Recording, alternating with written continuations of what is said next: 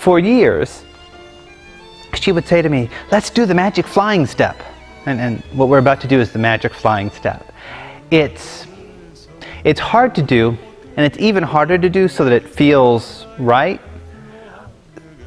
And my point isn't that, how to say, yes, you should be prepared to suffer, but that's not the main point. The main point is that I want you to be easy on yourself. So if you find, oh man, this is hard, that's okay, it's supposed to be hard. On that note, magic flying step.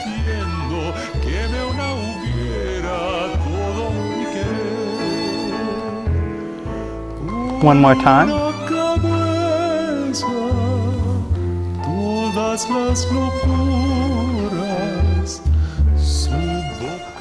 So to break it down, it starts with a side step, but this is not the normal side step in a molinete where the woman goes on the circle around you.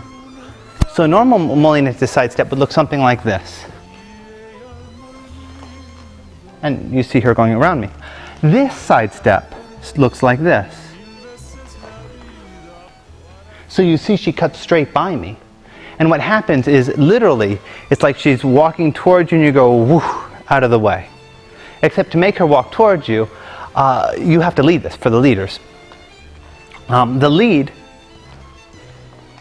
you're going to hold her in, up very softly, maybe a tiny inch back, the tiniest of a lean. I'll rotate her.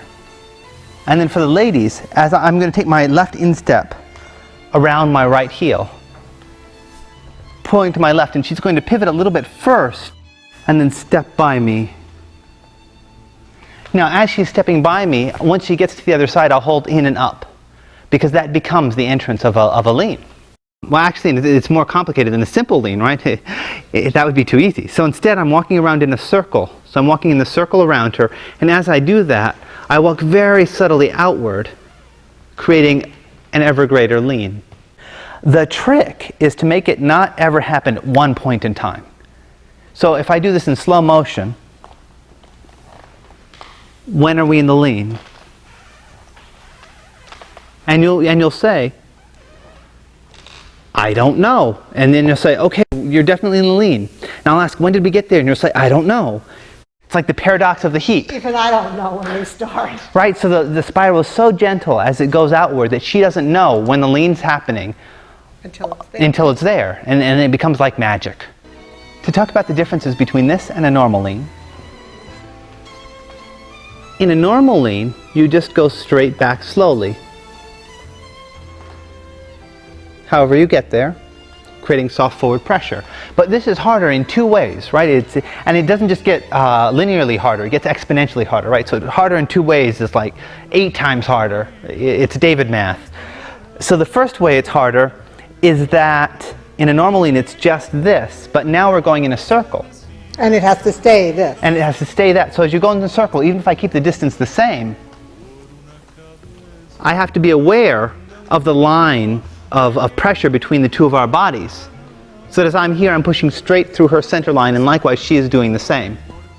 And what will sometimes happen is it will start to slip and fall to one side or the other. So for example, I'll be leaning on her and then it'll start to slip and it'll go, timber! Oh, David. That's scary. I'm sorry. So as we do that, I want you to be aware, both the leader and the follower, that you can compensate using either arm. So for example, if she's leaning on me and she starts to tip over this way, I'm going to pull with my right arm, I'm going to push with my left, and I will right her up. And likewise, she can pull with her left arm. Here, we'll do that so you can see.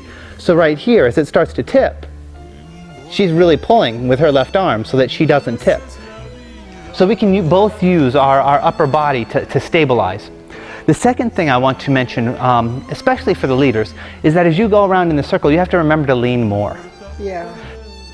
And now the exit is just a left foot basic. So, to summarize,